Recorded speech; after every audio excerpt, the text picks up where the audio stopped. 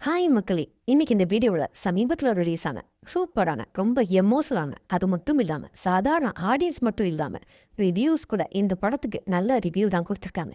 அதுதான் சிறை. இந்த படத்தோட கதை என்னன்னா, வேலூரில் கான்ஸ்டபிளாக இருக்கக்கூடிய ஹீரோ சிறையில் விசாரணை கைதியாக இருக்க அப்துல்னு சொல்லக்கூடிய ஒரு கைதியாக கோர்ட்டுக்கு கூட்டிட்டு போறாரு. போகிற வழியில் இவங்க ரெண்டு பேருக்குள்ளே நடக்கிற விஷயங்களும் அந்த கைதிக்கு ஹீரோ உதவியும் செய்கிறார்.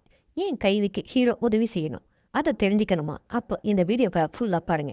அதுக்கு முன்னாடி நம்ம சேனலை சப்ஸ்கிரைப் பண்ணிட்டு பக்கத்தில் இருக்க பெல் ஐக்கானை கிளிக் பண்ணிக்கோங்க.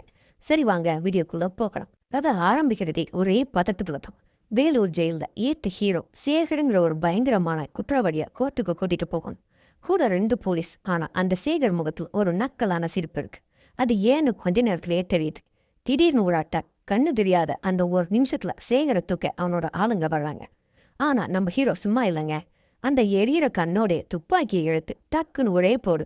சேகர் அங்கே காலி. இதுதான் படத்தோட ஃபர்ஸ்ட் அதிரடி. இங்கே தான் ஹீரோவோட நேர்மையும் தெரியுது.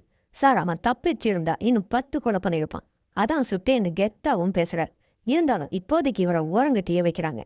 இன்னொரு பக்கம் ஹீரோவோட ஃப்ரெண்ட் ஒரு கைதியை கோர்ட்டுக்கு கூட்டிட்டு போகணும். ஆனா அவருக்கு ஏதோ வேலை இருக்கிறதுனால தன் நண்பனுக்காக ஒரு உதவியா இந்த டியூட்டிக்கு போறாரு ஹீரோ. இப்போ அவர் கூட வர கைதி தான் அப்துல்.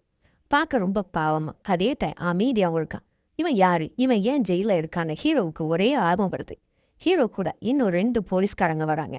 இந்த 2 போலீஸ்காரங்க பண்ற கூத்து இருக்கே செம காமெடியா இருக்கும். அவங்க குடிக்க போக ஹீரோ மட்டும் அப்துல பத்திரமா பார்த்துக்கிறார்.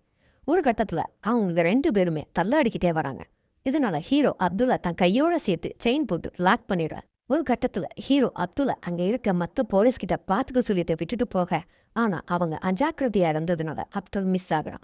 பதட்டம் உச்சத்துக்கு போகுது. பஸ்ஸையும் காணும், அப்துலையும் காணும், போலீஸோட துப்பாக்கியையும் காணும். ஹீரோ பதறி போய் தேடுறார். ஆனா டுஸ்ட் என்னன்னா, அந்த அப்துல் ஓடி போகலங்க. நேரா போலீஸ் ஸ்டேஷனுக்கு போய் சரண்டர் ஆகிக்கான். சார், உங்க ஆளுங்களை காணும், அதான் இங்க வந்துட்டேன்னு அவன் சொன்னப்போ ஹீரோவுக்கு அவன் மேல ஒரு நம்பிக்கை வருது. அதனால ஹீரோவுக்கு அப்துலை பத்தி தெரிஞ்சுக்கணும்னு ஒரு ஆர்வமும் வருது. அவனும் தன்னை பத்தி சொல்ல ஆரம்பிக்கான்.